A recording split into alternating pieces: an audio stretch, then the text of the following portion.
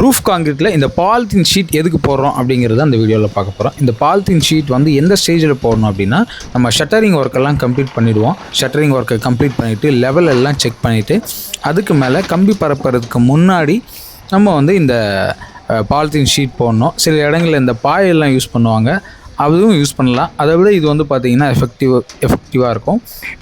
இது நம்ம போட்டு கம்ப்ளீட் பண்ணி முடிச்சதுக்கப்புறம் நம்ம கம்பி பரப்பி யூஸ் பண்ணலாம். இதனால் வந்து பார்த்திங்கன்னா நம்ம கான்க்ரீட் போடும்போது ஷீட்டுக்கு நடுவில் இருக்க கேப்பு, இல்லை ஷீட்டு இல்லை பலகெல்லாம் அடிச்சிருப்போம், அதுக்கு நடுவில் இருக்க கேப்பில் சிமெண்ட் பால் கீழே இறங்கும். இந்த சிமெண்ட் ஸ்லர்ரி வந்து பார்த்திங்கன்னா கீழே இறங்கிச்சுன்னா அந்த இடங்களில் டேம்ப்னஸ் உள்ளே வர்றது, லீக் ஆகிறது, இந்த மாதிரியான பாசிபிலிட்டிஸ் இருக்குது. அதே மாதிரி ஃபினிஷிங்கும் நம்ம டீஷட்டர் பண்ணிவிட்டு இந்த பேப்பரை எடுத்துட்டோம் அப்படின்னா ஃபினிஷிங்கும் சூப்பராக வந்துடும். ஆனால் வந்து பார்த்திங்கன்னா கொஞ்சம் ரஃப்னஸ் வேணும். அந்த ரஃப்னஸ் வேணும் அப்படிங்கிறதுனால நம்ம ஹேக்கிங் போடுவோம். அந்த புள்ளி போடுறத வந்து பார்த்திங்கன்னா ரொம்ப நெருக்கமாக போட்டு அதுக்கு மேலே பிளாஸ்டிங் பண்ணணும்.